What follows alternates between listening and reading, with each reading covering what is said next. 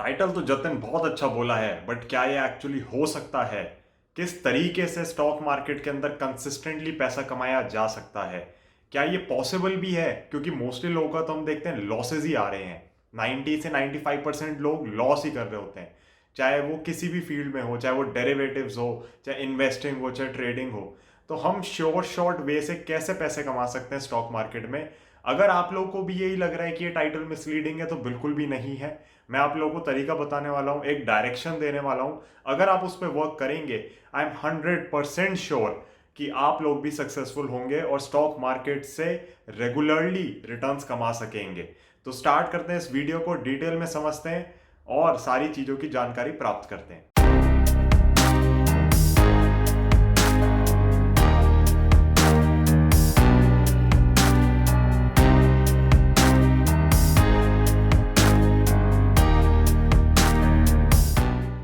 Stock markets का दूसरा नाम है कैपिटल मार्केट्स। अब कैपिटल मार्केट्स नाम है तो उससे आपको समझ जाना चाहिए कि भैया रॉ मटेरियल तो यहाँ पे कैपिटल ही है। कैपिटल और टाइम आप जितना देंगे उतनी ज़्यादा ही रिटर्न्स की पॉसिबिलिटी रहती है। ये तो ऑब्वियस सी बात है, बट कभी कभी हम भूल जाते हैं। बहुत लोग यूट्यूब में भी कमेंट्स करके पूछते हैं कि सर हमें कोई शेयर बता दो जिसमें 10,000 रुपये डालें और 10 करोड़ बन जाए। तो वो पॉसिबल ही नहीं हो पाता, क्योंकि या तो आपका टाइम होराइजन बहुत कम होता है या आपकी कैपिटल कम होती है। तो अगर आपके गोल्स बहुत बड़े हैं तो उसके लिए आपको एक ना एक चीज को बढ़ाना पड़ेगा। आप चाहे उसके अंदर कैपिटल को बढ़ाएं चाहे टाइम को बढ़ाएं। और ये बात आपको याद इसलिए रखनी पड़ेगी क्योंकि आगे भी जो हम चीजें बात करने वाले हैं, जिन भी टॉपिक्स के ऊपर डिस्कशन होने वाला है, आपके बैक ऑफ द माइंड ये रहना चाहिए कि कैपिटल मार्केट्स हैं, यहाँ पे कैपिटल और टाइम दोनों की इंपॉर्टेंस बहुत ज्यादा है। तो कैपिटल मार्केट्स वाली बात तो चलो अब आप अपने माइंड में हमेशा रखना। इवन जो मैं कहूंगा कि बाकी जो स्टॉक मार्केट की वीडियोस भी आने वाली है मेरी, जो बिगनर सीरीज के लिए आने वाली हैं, उसमें भी आपको हमेशा ही ध्यान रखनी है बात। बट अब हम आते हैं इस वीडियो के टॉपिक के ऊपर कि हम श्योर शॉर्ट वे में पैसा कैसे कमा सकते हैं। सबसे पहले आप लोगों को उसके लिए करना होगा अपने आप को आइडेंटिफाई। आप लोगों को समझना होगा कि आप किस तरीके से मार्केट में पैसा कमाना चाहते हैं। क्या आप इन्वेस्टर हैं? इन्वेस्टर भी है तो आप क्या मीडियम टर्म के इन्वेस्टर हैं या लॉन्गर टर्म के इन्वेस्टर हैं? उसके बाद हमें देखना होगा कि क्या आप ट्रेडर हैं। अगर आप इन्वेस्टर नहीं है तो क्या आप ट्रेडर हैं? ट्रेडर हैं तो क्या आप ऑप्शन स्ट्रैटेजीज यूज करते हैं? क्या आप फ्यूचर्स के अंदर काम करना चाहते हैं? क्या आप इंट्राडे करना चाहते हैं? क्या आप पोजिशनल कॉल्स लेना चाहते हैं? क्या आप लंबी अवधि की पोजिशनल कॉल्स भी ले सकते हैं? जब आप ये आइडेंटिफाई कर लेंगे तब आपके लिए रास्ता आसान हो जाएगा स्टॉक मार्केट का, प्रॉफिटेबिलिटी का। असल में दिक्कत सबसे बड़ी क्या आती है, लोग शेयर बाजार में घुसते हैं कहानियां सुन के, राकेश झुनझुनवाला की या वॉरेन बफेट की या किसी और बड़े इन्वेस्टर की। एंड उन इन्वेस्टर्स ने, स्पेशली मैं कहूंगा राकेश झुनझुनवाला जी ने तो ट्रेडिंग भी बहुत करी हुई है पहले, राइट? तो आप लोगों को ये नहीं पता होता कि वो किस तरीके से उठ उठ के और किस तरीके से उस लेवल पे आए हैं। आप लोग उनकी आज की कहानियां सुनते हैं, आज के स्टॉक्स के नाम सुनते हैं एंड उसी बेसिस पे इन्वेस्ट या ट्रेड करने बैठ जाते हैं। मोस्टली लोग तो खैर ट्रेड ही करते हैं, इन्वेस्ट नहीं करते। तो आप लोगों को सबसे पहले ये तय करना होगा, ये डिसीजन लेना होगा कि आप इन्वेस्टर हैं या आप ट्रेडर हैं। इन्वेस्टर भी हैं तो किस प्रकार के इन्वेस्टर हैं, और ट्रेडर भी हैं तो किस प्रकार के ट्रेडर हैं आप। जब आप ये चीज डिसाइड कर लेंगे, आप देखोगे कि आपका विजन जैसी क्लियर हुआ है ना, स्टॉक मार्केट की प्रॉफिटेबिलिटी की रोड बहुत क्लियर हो जाएगी। उससे एक जो फॉग था आपके सामने जिसके चक्कर में लॉसेज आते थे, आप मान लीजिए आप सड़क पे चल रहे हैं और वहां पे बहुत कोहरा है तो आपको पता नहीं होता था कि कब रुकना है कब चलना है।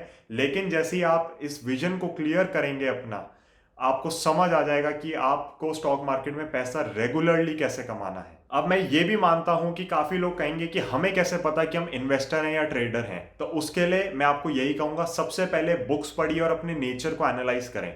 बहुत सारी बुक्स हैं स्टॉक मार्केट के बारे में, बहुत बड़े बड़े इन्वेस्टर्स ने, बहुत बड़े बड़े ट्रेडर्स ने किताबें लिखी हैं। आप वो सारी बुक्स वगैरह पढ़ें, उसके बाद आप अपने नेचर को एनालाइज करें। बिहेवियरल फाइनेंस के ऊपर स्टडी करनी बहुत ज़्यादा ज़रूरी है। इनफैक्ट उसके ऊपर जो मेरी वीडियो सीरीज है उसका लिंक भी मैं ऊपर डाल देता हूँ। एंड बिहेवियरल फाइनेंस से रिलेटेड मैं कहूँगा 2 बुक्स मैंने डिस्क्रिप्शन में भी दे रखी है, आप उनको भी जाके देख सकते हैं। बट आपको बहुत ज़्यादा ज़रूरी है अपना नेचर समझना। जैसे ही आप अपना नेचर समझ जाएंगे, आप अपने नेचर को एनालाइज करेंगे और आप समझेंगे मार्केट्स की फंक्शनिंग को, भले ही आप रीडिंग करके समझें उससे, तो आपके सामने एक बहुत अच्छी क्लैरिटी आ जाएगी कि आप इन्वेस्टिंग करना चाहते हैं, ट्रेडिंग करना चाहते हैं, और ट्रेडिंग भी करना चाहते हैं तो किस टाइप से ट्रेडिंग करना चाहते हैं। जैसी वो क्लैरिटी आए, मैं कहूँगा आप 6 to 12 मंथ्स उस पर ट्राई करें। कोशिश करें कि क्या मैं उसके टेम्परामेंट के तरह से काम कर पा रहा हूँ, मेरा टेम्परामेंट है क्या कि उस तरीके से मैं फंक्शनिंग कर सकूँ। बहुत लोग क्या सोचते हैं कि हम इंट्राडे ट्रेडिंग करेंगे, आज 1 लाख रुपए डालेंगे, मार्जिन पे माल उठाएंगे, काट देंगे अगले दिन तक या शाम तक ही काट देंगे और अपना अच्छे से पैसा कमा लेंगे।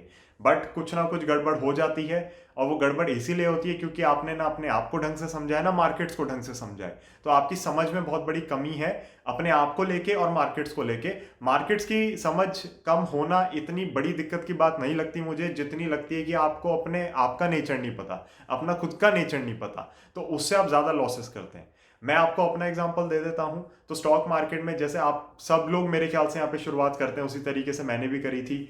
वॉरेन बफेट की बुक्स वगैरह पढ़ के मैं आया था मार्केट के अंदर, एंड सबसे पहले मैंने इन्वेस्टिंग से स्टार्ट किया था। मैं ट्रेडिंग नहीं कर रहा था, मैं बिल्कुल लॉन्ग टर्म इन्वेस्टर था।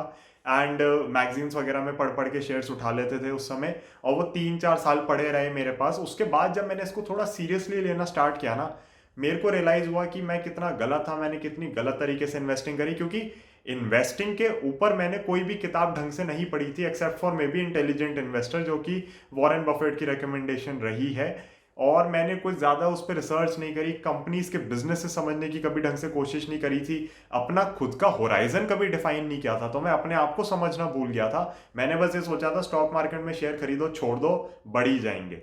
तो उस तरीके से मैं कहूँगा कि मेरे को देखा जाए तो टाइम का काफ़ी नुकसान हुआ, रिटर्न्स का तो नहीं हुआ उस हिसाब से, बट हाँ जो एक अपॉर्चुनिटी कॉस्ट होती है तो उसका आप रिटर्न्स भी कह सकते हैं कहीं ना कहीं, उसका बहुत बड़ा नुकसान हुआ। बट ये सारी सीख लेनी बहुत ज़्यादा ज़रूरी थी, एंड क्योंकि ये सीख मैं ले चुका हूँ तो मैं नहीं चाहता आप मार्केट से ये सीख लें। मार्केट से मैं हमेशा कहता हूँ लोगों को, जो भी मेरे से कोर्स वगैरह करते हैं इन्वेस्टिंग का, ट्रेडिंग का, कुछ भी सीखते हैं मुझसे, अगर आप भी करना चाहते हैं तो मुझे कांटेक्ट कर सकते हैं। लाइव क्लासेस लेते हैं, ऑनलाइन क्लासेस लेते हैं। जो भी मुझे कांटेक्ट करता है ना, मैं उनको यही कहता हूँ कि आप मेरे को जो फीस दे रहे हो, सीखने के लिए दे रहे हो, मेरे इतने साल के एक्सपीरियंस और कोर्स का जो भी कंटेंट है उसको सीख रहे हो, वो बहुत ही कम फीस है। क्योंकि जब मार्केट अपनी फीस लेने पे आती है तो वो इतनी ज़्यादा फीस लेती है कि आप सोच नहीं सकते। तो इससे बेटर है कि आप किसी प्रोफेशनल को फीस दें, एक बार उसे समझें, स्पेशली अगर आपको ट्रस्ट है, उनका मेथड समझ आता है। और हम खुद हर साल इतनी लर्निंग पे स्पेंड करते हैं, मैं खुद इतने नए नए कोर्सेज में एनरोल करता रहता हूँ एवरी ईयर कि मैं आपको बता नहीं सकता। और कहीं ना कहीं कुछ ना कुछ सिस्टम इंप्रूव होता ही चलता है। तो stock market ever learning process है, उसको तो हम चेंज नहीं कर सकते। एंड वो मान के ही हमें ये समझना होगा कि इधर जितना सीखो उतना कम है। एंड हमें कहीं ना कहीं अपना नेचर इसलिए समझना पड़ता है कि हम अपने नेचर के हिसाब से इन्वेस्टिंग करें या ट्रेडिंग करें। कमिंग बैक कि फिर मैंने किस तरीके से किया, तो मेरे को ये समझ आया कि देखो वेल्थ बनाने का तरीका तो इन्वेस्टिंग ही है। ट्रेडिंग से आप इनकम जनरेट कर सकते हो, बट वेल्थ जनरेशन तो इन्वेस्टिंग से ही होगी। तो मेरे दिमाग में बहुत जल्दी हो गया था कि भैया वेल्दी होना है, इनकम हाई तो जॉब से भी हो जाएगी, बट मेरे को एक बार वो वेल्थ का जो बैरियर होता है ना, एक जो HNI वाला बैरियर होता है, वो तोड़ना है किसी भी तरीके से। तो उसके चक्कर में मैंने इन्वेस्टिंग पे बहुत ज़्यादा वर्क किया।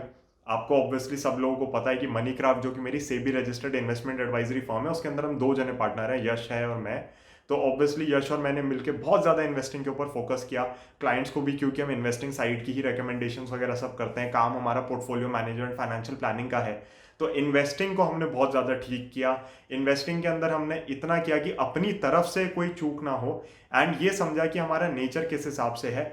क्या मैं किसी शेयर को 10 साल के लिए लेके बिल्कुल छोड़ सकता हूँ? तो वो मेरा नेचर नहीं है। मैं 3 साल में अगर स्टॉक का प्राइस में मूवमेंट नहीं आती तो उसको भी रिव्यू करता हूँ। बिजनेस रिव्यू हम हर क्वार्टर तो करते ही करते हैं। बट मुझे ये भी समझ आया कि मेरा नेचर ऐसा भी नहीं है कि अगर 2 साल शेयर नहीं हिला या स्टॉक में एक अजीब सा डिप आ गया या एक अलग सी रैली आ गई तो मुझे घबराहट होने लगी, मुझे लगे कि मैं उसे बेच दूं। तो मैंने ये समझा सबसे पहले कि मेरा टेम्परामेंट बहुत अच्छा है इन्वेस्टर के लिए। मेरे अंदर पेशेंस कूट कूट के भरा हुआ है अपने बिजनेसेस को लेके, अपने स्टॉक्स को लेके, एंड मैं उनको होल्ड कर सकता हूँ। तो इन्वेस्टिंग साइड मैंने कहा कि चलो ठीक है, मैं इन्वेस्टर बन सकता हूँ, इसलिए मैं इन्वेस्टर बन रहा हूँ। वो मेरे नेचर से मैच करती है चीज़। रिसर्च करना, रीडिंग करना, कंपनीज के बारे में बहुत ज़्यादा डिटेल में घुस घुस के पढ़ना, वो सब मुझे बहुत ज़्यादा पसंद है। नए नए बिजनेस अपॉर्चुनिटीज़ आइडेंटिफाई करना, स्टोरीज समझना उनकी, वो सब चीज़ें मुझे बहुत अच्छी लगती हैं। एंड मैंने कहा कि ठीक है, ये सब मेरे नेचर को सूट करता है, इसलिए मैं ये काम करूँगा। उसको करने के बाद मैंने ये भी देखा कि मैं चार्ट पैटर्न्स बहुत अच्छे से एनालाइज कर पाता हूँ, मेरी ट्रेंड लाइंस बहुत ज़्यादा एक्यूरेट होती हैं। प्राइस एक्शन का मैं इसलिए कोर्स भी अलग से कराता हूँ, इन्वेस्टिंग के कोर्स से सेपरेट एक वो स्पेशल मैंने अलग से निकाला हुआ है। तो टेक्निकल्स में मैंने देखा कि पोजिशनल कॉल्स इसलिए मेरी बहुत शानदार वर्क करती हैं। तो फिर उसके लिए मैंने क्या किया, मैंने कहा ठीक है, अगर मैं चार्ट पैटर्न्स इतने अच्छे से आइडेंटिफाई कर पा रहा हूँ, मैं पोजिशनल कॉल्स ले पा रहा हूँ, तब उसके अंदर मैं अपना टेम्परामेंट टेस्ट करता हूँ कि क्या मैं बड़ी पोजिशनल कॉल्स ले सकता हूँ। क्योंकि लेट से फॉर एग्जाम्पल अगर मैं 2 लाख रुपए की कोई कॉल ले सकता हूँ बट अभी मैं उस पर 20,000 की ही ले रहा हूँ, तो कैपिटल कम होने की वजह से मेरा रिस्क कम होता है, तो मेरे को घबराहट नहीं होती। बट क्या वो कॉल अगर मैं 2 लाख रुपए तक की लूँ तो मेरे को घबराहट होगी नहीं होगी, टेम्परामेंट किस हिसाब से मेरा, उसको जज करने के लिए मैंने अपनी ट्रेडिंग साइजेस को भी बढ़ाया, ट्रेडिंग की जो पोजीशंस होती है उनको बढ़ाया, और मैंने ये पाया कि मेरे नेचर के हिसाब से पोजिशनल कॉल्स भी मुझे बहुत अच्छे से सूट करती हैं। मेरे को घबराहट नहीं होती जब मार्केट ऊपर नीचे जाती है, या उनके स्टॉप लॉसेस जब हिट हो जाते हैं तो मुझे उन्हें स्टॉप लॉसेस पे स्क्वायर ऑफ करते हुए बिल्कुल घबराहट नहीं होती। बहुत लोग क्या करते हैं, स्टॉप लॉसेस पे बेच नहीं पाते अपने पोजीशंस को, तो वो एक बहुत बड़े आपको फिर लॉसेस दे जाती है, आप अपने लॉस को स्टॉप नहीं कर पाते। तो खैर फिर मेरे को ये समझ आ गया था कि पोजिशनल कॉल्स मेरे लिए ठीक है, इन्वेस्टिंग मेरे लिए ठीक है। अब ट्रेडिंग के अंदर और भी तो कितनी सारी चीजें हैं, इंट्राडे है, डेरिवेटिव्स हो गया, एक्टिवली जो होता है डेरिवेटिव्स, हेजिंग के लिए तो देखिए यूज हम करते ही हैं, बट एक्टिवली डेरिवेटिव्स मार्केट में काम करना, और डेरिवेटिव्स में भी मैं स्पेसिफिकली ऑप्शंस का जिक्र कर रहा हूं, क्योंकि फ्यूचर्स तो मैं पोजिशनल कॉल से रिलेटेड ही मानता हूं। अगर किसी स्टॉक का फ्यूचर लिस्टेड है तो आप 3 महीने के लिए अगर पोजिशन ले रहे हैं तो उसमें फ्यूचर आप आराम से बाई कर सकते हैं, उसमें कोई दिक्कत नहीं होती। तो पोजिशनल कॉल्स और फ्यूचर्स को मैं एक साइड रखता हूं। अब मेरे पास ऑप्शन बचता है ऑप्शंस का और इंट्राडे का। तो वो मैंने रिकॉग्नाइज किया कि देखो हेजिंग के लिए तो ऑप्शंस मेरे लिए ठीक हैं, बट क्या मैं उसको एक्टिवली पूरे दिन मार्केट के सामने बैठ के काम करना चाहता हूँ, वो मेरा टेम्परामेंट नहीं है, या उसके लिए मेरे पास टाइम नहीं है। तो क्योंकि मेरे पास टाइम नहीं है इंट्राडे करने का फॉर एग्जाम्पल, तो वो चीज़ फिर मैं नहीं करता। यस, मेरे को पता है कि मैं टेबल पे कितना पैसा छोड़ रहा हूं, बट जिस चीज का टाइम नहीं है उसमें आप आधी अधूरी नॉलेज के साथ घुसोगे, पूरा अपना टाइम कमिट नहीं कर पाओगे, तो लॉसेस बहुत बड़े आएंगे और प्रॉफिट्स बहुत छोटे आएंगे। भले ही पेपर पे आपको लगता हो कि प्रॉफिट्स बहुत ज्यादा आएंगे और लॉसेस बहुत छोटे आएंगे, बट ऐसा नहीं होगा। फॉर एग्जाम्पल जो टेक्निकल ग्लिच हुआ था एनएसई का, मेरे पास इतनी कॉल्स आई हैं, लोगों का इतना पैसा डूबा है उसके अंदर, क्योंकि ऑटो स्क्वायर ऑफ हो गई पोजीशंस। अगर आप मार्केट्स में एक्टिवली इन्वॉल्व नहीं है तो आप में से कोई भी काउंटर पोजीशन सामने ले नहीं पाया होगा। और हम एक चीज हमेशा भूल जाते हैं, ऑप्शंस को भी हेज करके चलना बहुत ज्यादा जरूरी है इंडिया में। लेकिन मैंने देखा है कि काफी लोग बिल्कुल नेकेड ऑप्शन बाइंग या सेलिंग कर रहे होते हैं, वो कभी भी उसको हेजिंग नहीं कर रहे होते। अगर आप ऑप्शंस की हेजिंग ढंग से नहीं करेंगे तो बहुत ज्यादा लॉसेज आपको आ सकते हैं। बहुत लोग हेजिंग इसीलिए नहीं करते क्योंकि कैपिटल की रिक्वायरमेंट ज्यादा होती है। बट इसी समय आपको वापस याद आनी चाहिए कि जतिन तुमने कहा था स्टॉक मार्केट का दूसरा नाम है कैपिटल मार्केट्स, तो यहाँ कैपिटल की जरूरत है, कैपिटल यहाँ पे चाहिए। तो आपको आपकी कैपिटल के हिसाब से भी देखना है कि आप इन्वेस्टिंग करना चाह रहे हो या ट्रेडिंग करना चाह रहे हो। ट्रेडिंग करना चाह रहे हो तो क्या इंट्राडे में जा सकते हो, क्या आप ऑप्शंस में जा सकते हो, क्या आप फ्यूचर्स में जा सकते हो, क्या आप कैश पोजीशंस उठा सकते हो। तो आपको अपनी कैपिटल के हिसाब से भी देखना है कि आप किस डायरेक्शन में जा पाओगे। लेकिन मैं एक चीज की और गारंटी करना चाहूंगा, जिस दिन आप लोगों को समझ आ गया ना कि आपके लिए क्या चीज सही है, जैसे मेरे केस में मैं आपको बता चुका, इन्वेस्टिंग और पोजिशनल कॉल्स मेरे लिए मक्खन चलती हैं, बिल्कुल मैं सही बता रहा हूं। यस, उसके अंदर घबराहट होती है, कभी कभी गिरावट बहुत ज्यादा आ जाए, बट उस घबराहट की वजह से गलत डिसीजन मेकिंग नहीं होती। क्योंकि मेरे को इंट्राडे में काम नहीं करना तो मुझे पूरे दिन स्क्रीन के सामने नहीं बैठना पड़ता, और क्योंकि वो मुझे नहीं करना पड़ता तो मैं अपनी रिसर्च के ऊपर फोकस कर पाता हूँ बहुत ज़्यादा। तो आपको देखो ये तो मान के चलना पड़ेगा कि आपको कहीं ना कहीं ट्रेड ऑफ लेना है। मेरे को बहुत कम ऐसे लोग मिले हैं जो इंट्राडे रेगुलर करते हैं बहुत ज़्यादा, और वो इन्वेस्टिंग भी उसी लेवल की करते हैं, मतलब वो micro cap small cap stocks identify कर पा रहे हैं। क्यों? क्योंकि आप लोगों के पास टाइम लिमिटेड है। दिन में सबके पास ही 24 घंटे होते हैं, उसमें से मान लो 7-8 घंटे आप सोने में निकाल दिए और 5-6 घंटे इधर उधर, तो आपके पास टाइम देखो लिमिटेड ही बचता है। मार्केट के आवर्स भी लिमिटेड हैं जिसमें मार्केट खुलती है, तो ऐसा तो नहीं है कि आप अपनी मर्जी से कुछ ज़्यादा काम कर लेंगे या कुछ कम कर लेंगे। तो आपको देखना पड़ेगा कि आपको क्या चीज़ सूट कर रही है, और जैसे ही आप ये चीज़ समझ जाएंगे उसके ऊपर आप रिसर्च करें, बुक्स पढ़ें। मैं ऐसा करूंगा, the bull of Dalal street की मेरी वेबसाइट के ऊपर मैंने कई सारी बुक्स के लिंक्स डाल रखे हैं, तो वो सीधा सेक्शन का लिंक मैं नीचे डिस्क्रिप्शन में दे देता हूं, तो आप वहां जाके बुक्स अपनी पसंद की देख सकते हैं, अमेजोन से बाय कर सकते हैं।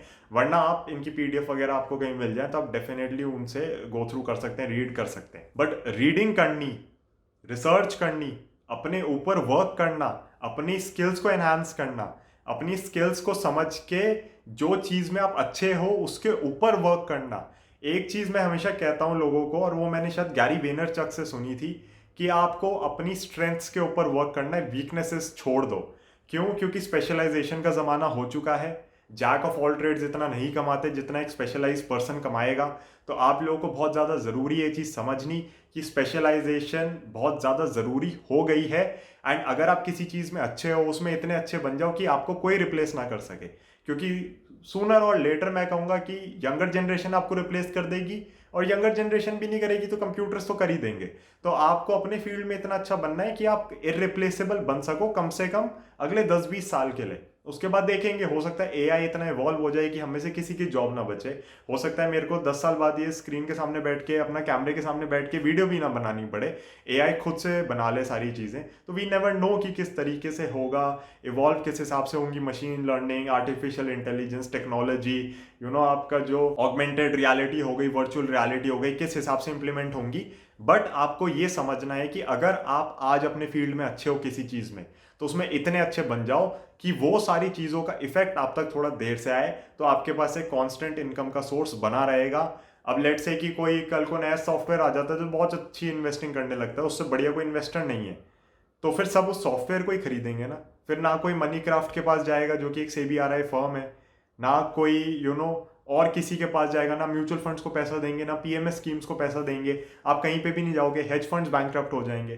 तो इसलिए आपको ये देखना ज़रूरी है कि आप अपने फील्ड में बहुत अच्छे रहो, अपने फील्ड में बिल्कुल पकड़ बना के रहो, तो अपनी स्ट्रेंथ पे वर्क करो। तो जब तक आप अपनी स्ट्रेंथ पे वर्क कर रहे हो कोई दिक्कत की बात है ही नहीं। अगर आप रियलाइज कर लो आज कि मैं इंट्राडे की वॉलेटिलिटी बड़े अच्छे से झेल पाता हूँ और उसको बहुत अच्छे से प्ले करके पैसा कमा सकता हूँ, तो वर्क करो इंट्राडे के ऊपर, लगातार वर्क करो इंट्राडे के ऊपर, और ऐसे बढ़िया ट्रेडर बनो कि रोज का प्रॉफिट कमाओ। रोज का प्रॉफिट चलो पॉसिबल नहीं हो पाता, बट जब आप मंथ की अपनी पोजीशंस वाइंड अप करो, फाइनली जब आप अपना लेजर बंद करो हर महीने, तो आप प्रॉफिटेबल ही निकलो वहां से।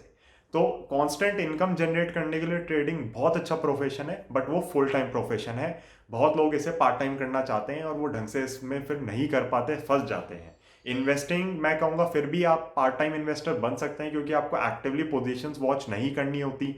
अर्निंग्स एक क्वार्टर में एक बार आती हैं, तो आपने 3-4 महीने में एक बार देख लिए नंबर्स, बहुत लोग 6 महीने में एक बार देखते हैं, कुछ लोग साल भर में एक बार देखते हैं, तो उससे भी काम चल सकता है। बट अगर आप ट्रेडिंग कर रहे हैं, ट्रेडिंग से आप एक्टिव इनकम जनरेट कर रहे हैं, तो बहुत ज़्यादा ज़रूरी हो जाता है कि आप एक्टिवली फिर मार्केट्स में इन्वॉल्व भी रहें। तो गाइस समराइज करते हुए मैं यही कहूँगा कि मार्केट्स को समझने से पहले थोड़ा अपने आप को समझो, उसके बाद देखो आप किसके अंदर अच्छे हो, उसके ऊपर वर्क करो, बुक्स पढ़ो, गाइडेंस लो लोगों से, नए नए कोर्सेज ज्वाइन करो लोगों के। एक टाइम तक तो आपको ये सब करना पड़ेगा, मैंने भी किया है, मैं अभी भी कितने ही कोर्सेज में एनरोल करता हूँ, कितने ही प्रोग्राम्स में जाता हूँ, कितने ही सेमिनार्स अटेंड करते हैं, कितनी ही वर्कशॉप्स अटेंड करते हैं, मैं आपको नहीं बता सकता, क्योंकि लिस्ट ही नहीं रुकेगी कहीं पे भी। उसी से स्टॉक आइडियाज आते हैं। हो सकता है कि किसी ट्रेनर से आपको कोई एक चीज अच्छी लगे, किसी दूसरे ट्रेनर से कोई और एक अच्छी चीज लगे, तो आपका सिस्टम उस हिसाब से इवॉल्व होता जाता है। तो लर्निंग नेवर एंडिंग है, यहाँ पे लर्निंग आपको करनी है। जब तक आप लर्न करोगे तब तक आप यहाँ से अर्न करोगे। सबसे पहले अपने आप को आइडेंटिफाई करो, उसके बाद अपनी फील्ड को आइडेंटिफाई करो, अपनी स्ट्रेंथ के बेसिस पे। इन्वेस्टर बनना है, ट्रेडर बनना है, ट्रेडर बनना है तो किस टाइप का ट्रेडर बनना है, एंड उसके ऊपर आप वर्क करो। आई एम 100% श्योर, गारंटी मैं आपको कर सकता हूं कि अगर आपने ये चीज फॉलो कर ली ना, और इस पे 1 साल मेहनत कर ली बस अपने आप को समझने में, और जिस चीज में आप अच्छे हो उसको और इम्प्रूव करने में, उस पर आपने और ज्यादा मेहनत करी। ऐसा नहीं हुआ कि आपने आज रियलाइज किया कि अच्छा मैं इंट्राडे करके देखता हूं और अब मैं सारी अपनी कैपिटल लेके जा रहा हूं और इंट्राडे मार्केट में मैं बैठ जाता हूं। ऐसे नहीं कह रहा मैं। आपने छोटी छोटी पहले चाहे पेपर ट्रेडिंग से स्टार्ट किया, चाहे आपने मॉक पोर्टफोलियोज बनाने स्टार्ट करे कि मैं ठीक है इन पोर्टफोलियोज को मैंने बनाया है स्क्रीनिंग करके, अब इनको मैं बैक टेस्ट करके देखूंगा कि रिटर्न्स किस हिसाब से आई, क्या मैं फ्यूचर में ऐसे और अच्छे शेयर्स आइडेंटिफाई कर सकता हूं। तो अगर आप इन चीजों पे वर्क कर लेंगे ना, अपनी स्ट्रेंथ के ऊपर वर्क कर लेंगे, अपने ऊपर वर्क कर लेंगे, आई कैन गारंटी यू 100% कि आप पैसा कमाएंगे। यहाँ पे लोग पैसा ही इसलिए गवाते हैं क्योंकि आधे लोग भीड़ के पीछे भाग रहे होते हैं बिना इंफॉर्मेशन के, बिना नॉलेज के। तो वो कहानी नहीं थी जिसके अंदर वो चूहा पहाड़ से कूद जाता है तो सारे पीछे पीछे कूद जाते हैं। हमने ये भी सुना है कि भेड़ बकरियां भी अगर कूद जाती हैं तो सारी पीछे पीछे चल देती हैं, क्योंकि वो आगे वाले को फॉलो कर रहे होती हैं। तो अगर आप इस तरीके से जाओगे तो आप बहुत बुरी तरह फंसोगे। अगर आप अपने आप को समझ सको, पोर्टफोलियो मैनेजमेंट ढंग से कर सको, कैपिटल मैनेजमेंट कर सको, रिस्क मैनेजमेंट कर सको, पोजीशन साइजिंग ढंग से कर सको, ये सारी चीजें अगर आप इंप्लीमेंट कर लो ना, एक सिस्टम बना लो, तो तो आप 100% स्टॉक मार्केट से पैसा कमाओगे। There is no way that you are going to lose money in the stock market. कोई तरीका ही नहीं है कि स्टॉक मार्केट आपसे ज्यादा पैसे ले लेगा। यस, हो सकता है कि एक दो हफ्ते आपकी लूजिंग ट्रेड ज्यादा रहें, एक दो महीने भी हो सकता है कि आप पैसा खोएं, हो सकता है किसी किसी साल भी आप पैसा खोएं क्योंकि स्टॉक मार्केट बड़ी खराब थी। बट नेट नेट में आप बड़े आराम से, बहुत ही आराम से ऊपर रहेंगे, पैसा कमाएंगे। मैं आप लोगों को ओपनली डिस्क्लोज करता हूं कि देयर हैज बीन 1 ईयर जब मैंने इन्वेस्टिंग के पोजीशंस भी नेगेटिव में स्क्वायर ऑफ इतनी करी थी कि लॉसेस लगे थे, बट वो करना ज़रूरी था क्योंकि वो मेरी मिस्टेक थी। तो मिस्टेक्स को ठीक करना बहुत ज़्यादा ज़रूरी होता है। बट वो आज तक एक ही साल ऐसा आया है एंड वो लॉसेस भी इतने ज़्यादा नहीं थे। अगले साल से वापस टैक्स भरा है हमने उन लॉसेस को रिकवर करते ही। तो ऐसी कोई बात नहीं है कि वो लॉसेस भी बहुत ज़्यादा थे। बट आप लोगों को समझना ज़रूरी है कि कॉन्स्टेंटली आप इससे एक्टिव इनकम और पैसिव इनकम दोनों जनरेट कर सकते हैं। बस आपको ये समझना है फर्स्ट ऑफ ऑल कि आपका नेचर क्या है, सेकंड ऑफ ऑल कि आप किसके अंदर अच्छे हैं, एंड उसके ऊपर आपको पकड़ ऐसी बनानी है कि और सेकंड टू नन। मेहनत तो देखो करनी पड़ेगी अगर पैसा चाहिए। पैसा अगर आपको कमाना है और बाकियों से ज़्यादा कमाना है और वो भी कैपिटल मार्केट से कमाना है तो मेहनत तो बहुत ज़्यादा लगेगी। किसी भी फील्ड में लगती है, यहाँ पे भी लगेगी। ये फुल टाइम काम आपका हो जाएगा। मेरे को आज भी याद है जब मैंने अपनी मनी क्राफ्ट फर्म स्टार्ट नहीं करी थी, the bull of Dalal street start नहीं किया था, तो रिश्तेदार मिलते थे जहाँ पे भी, बेटा क्या काम करते हो? तो मैं सबको ये कहता था कि आंटी अंकल इन्वेस्टर हूँ, मैं स्टॉक मार्केट में इन्वेस्ट करता हूँ। तो सबका यही होता था कि फुल टाइम यही काम करते हो। तो अब समझाना बड़ा मुश्किल हो जाता है लोगों को कि फुल टाइम ही काम है ये। यस, इन्वेस्टर आप पैसिवली बन सकते हो, बट जैसा मैंने आपको कहा कि मैं 10 साल के लिए शेयर नहीं उठाता, मैं उसको 2-3 साल के हिसाब से उठाता हूँ। फिर परफॉर्मेंस रिव्यू होता है, बिजनेस के ऊपर भी, स्टॉक प्राइस के ऊपर भी। अगेन फिर 2-3 साल का होराइजन मिलता है, फिर 2-3 साल का होराइजन मिलता है। तो उस बेसिस पे रिव्यू लगातार चलता रहता है स्टॉक्स का। तो ये बात दूसरों को समझाना बड़ा मुश्किल होता है, इसलिए आपको अपने आप को समझना है, अपने हिसाब से ही यहाँ पे काम करना है, अपने हिसाब से इन्वेस्टिंग ट्रेडिंग सेलेक्ट करके उसके ऊपर ही वर्क करना है। 100% आप पैसा कमाओगे। और अगर आप शेयर बाजार में नए हो और आज ही स्टार्ट करना चाह रहे हो इस वीडियो को देखने के बाद अपनी इन्वेस्टिंग या ट्रेडिंग की जर्नी, तो मैंने नीचे डिस्क्रिप्शन में 4 ब्रोकर्स के लिंक दे रखे हैं। आप अपनी पसंद के ब्रोकर के पास अकाउंट खुलवा सकते हैं। कोटक सिक्योरिटीज और IIFL एक तरीके से फुल सर्विस ब्रोकर है, आपको रिलेशनशिप मैनेजर मिलेगा, हेल्प करते हैं आप लोग को इन्वेस्टिंग ट्रेडिंग करने में। अपस्टॉक्स और एंजल डिस्काउंट ब्रोकर्स हैं, फीस उसके अंदर कम होती है, बट एक सपोर्ट टीम जो आपको चाहिए होती है ना, वो नहीं होती। तो अगर आप मंझे हुए प्लेयर हैं तो कोई दिक्कत की बात नहीं है, आप डिस्काउंट ब्रोकर्स के साथ जा सकते हैं। लेकिन अगर आप अपना फर्स्ट स्टेप रख रहे हैं तो मैं आपको जरूर रेकमेंड करूंगा कि एक फुल सर्विस ब्रोकर को कंसिडर करें। मेरी पर्सनल प्रेफरेंस क्या है, देखो मैं तो अकाउंट खुलवा के रखता हूँ मल्टीपल। वो इसलिए भी होता है कि कभी कभी किसी का सिस्टम क्रैश कर जाए तो आपको काउंटर ट्रेड लेनी पड़ जाती है सामने। बट वो सारी चीज़ें मैं कहूँगा फिर भी एक लेवल के बाद ही आती हैं जो आपको परेशान करती हैं। These I would say are good problems to have, but yes these are issues जिनको हैंडल करने को आपको सीखना पड़ता है लाइफ में।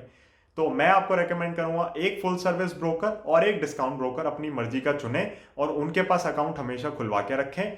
बेस्ट ऑफ बोथ वर्ल्ड्स मिलता है।